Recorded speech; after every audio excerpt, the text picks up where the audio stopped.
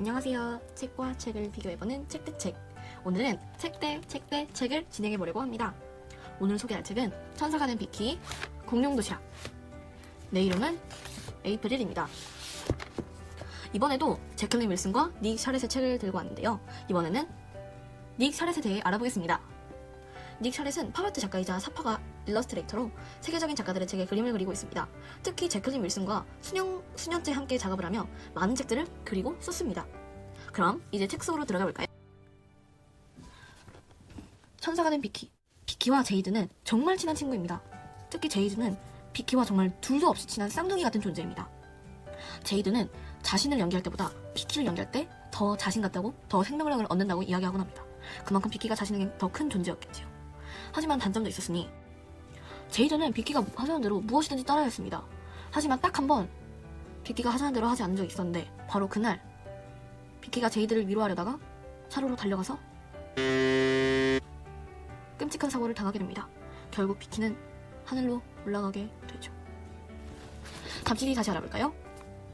사실 이 책은 여기 있는 글귀만 읽어봐도 책을 읽었다고 말할 수 있을 것 같습니다. 그만큼 이쪽에는 키워드들이 많이 들어있는데요. 첫 번째 키워드부터 살펴보겠습니다. 바로 고마운 프랭키 아저씨와 난 쓰레기통 아기야. 에이프릴은 태어나자마자 쓰레기통에 버려진 채로 발견이 됩니다. 피자 가게에서 일하던 프랭키 아저씨가 에이프릴을 발견하고 구해주죠.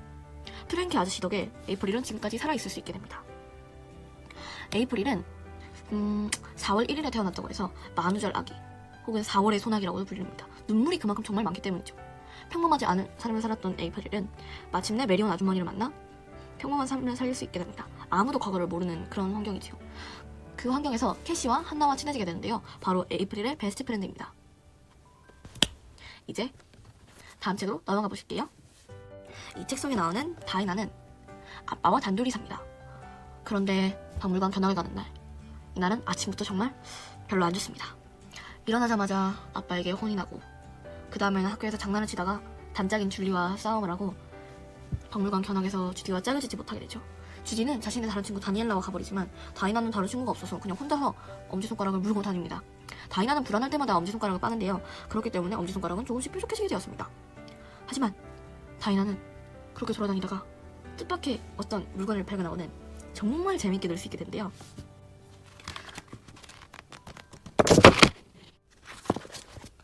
천사가 된 비키. 둘의 우정에 하늘도 감동한 것일까요? 곧 비키는 유령이 되어 제이드 앞에 나타나게 됩니다. 비키는 원래부터 제이드를 마음대로 하려 했는데요. 유령이 된 후부터는 더욱 심해지게 됩니다.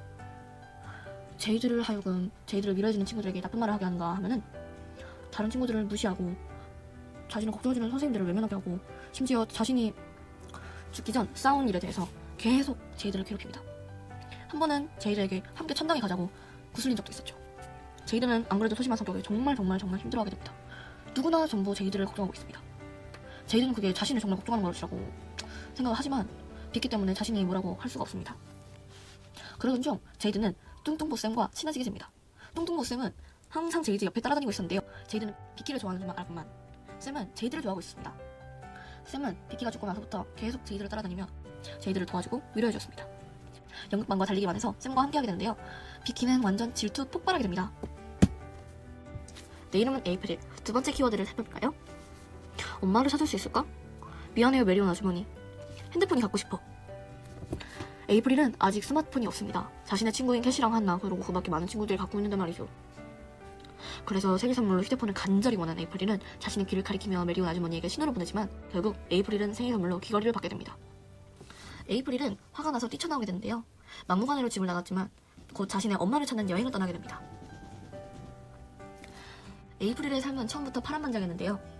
태어나자마자 쓰레기통에 버려지고, 프랭키 아저씨가 에이프릴을 쓰레기통에서 구해주고, 그 다음에는 위탁물에게 맡겨지고, 입양이 되었다가 기숙사가 있는 특수학교로 보내졌다가, 또 고아원도 갔다가 특수학교의 역사 선생님이었던 메리온 아주머니를 만나서 입양하게 됩니다.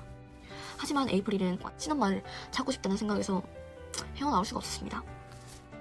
공룡도시락. 다이나가 발견한 것은 과연 무엇이었을까요? 바로 공룡도시락이었습니다. 공룡도시락.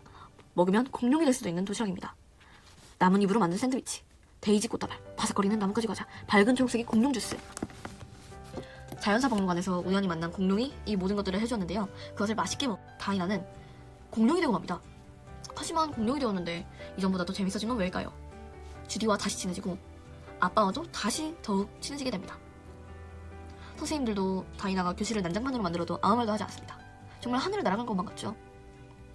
다이나는 그러나 다음날 다시 사람으로 변하게 됩니다. 하지만 걱정하지 마세요. 다이나에겐 아직 뭔가 남아있거든요. 무엇일까요?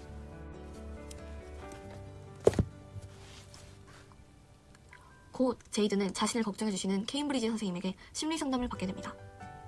정확히는 케임브리지 선생님이 심리상담사를 소개시켜주셨죠. 그렇게 상담을 받으면서 점차 제이드는 비키로부터 자유로워지게 됩니다. 비키가 자신을 마음대로 하려고 해도 비키를 가만히 앉혀놓을 수도 있게 되었고, 또 비키에게 자신이 하고 싶은 말을 할 수도 있게 되었습니다. 샘과는 마침내 친해지게 되었고, 자신을 걱정해주던 많은 친구들과도 더욱 친해지게 되었습니다. 참 다행인 일이죠. 하지만 제이드는 친구들만 생각할 수는 없는 일이었습니다. 비키가 있었기 때문이죠. 내 이름은 에이프릴. 마지막 키워드를 살펴볼까요? 엄마가 보고 싶어. 엄마를 찾는 여행을 하던 에이프릴은 마침내 자신이 버려진 쓰레기통에까지 가게 됩니다. 자신이 버려졌던 쓰레기통에는 전화번호가 적혀있었는데요. 혹시 엄마의 전화번호일까? 생각한 에이프릴은 바로 공중전화로 달려가 전화를 합니다. 여보세요? 혹시 제 엄마세요? 자신을 구해준 프랭키 아저씨였습니다. 하지만 에이프릴은 프랭키 아저씨가 너무나도 보고 싶었는데요. 둘은 곧 만나기로 합니다. 메리온 아주머니도 물론 함께 왔겠죠? 하지만 에이프릴은 여전히 엄마를 기다리고 있습니다. 혹시 만우절에 엄마가 나를 찾는 광고를 신문에 내지는 않을지, 아니면 혹시 엄마가 나를 어딘가에 애타게 찾고 있진 않을지. 오늘은 제클린 윌슨의 책들을 살펴보았는데요. 재밌으셨나요? 이번 영상에서는 각각의 책들에 제가 생각한 명대사를 뽑아드리겠습니다. 첫 번째, 내 이름은 에이프릴. 마지막 장면, 아니 첫 장면에서 나오는 문장인데요. 조금 있으면 가족이 와요. 에이프릴의 한마디입니다. 천사가 된 비키. 마침내 용기를 얻은 제이드가 한 말인데요. 어떻게 알았니? 쌤, 내 짝이 되어줄래? 마침내 쌤에게 자신의 마음을 표현하게 된 제이드의 한마디였습니다. 공룡 도시락 속 다이나의 말입니다. 한창 잘하는 아이라 그래요. 조금 재미있는 말이죠? 공룡이 되어버린 자신을 향해 아버지의 걱정 어린 눈빛을 피할 수만은 없었죠. 그래서 아빠를 걱정시키지 않으려 다이나가 한 말입니다. 다음 영상에서는 로알드 달의 내 친구 꼬마 거인과 마틸다로 돌아올게요. 시청해주셔서 감사합니다.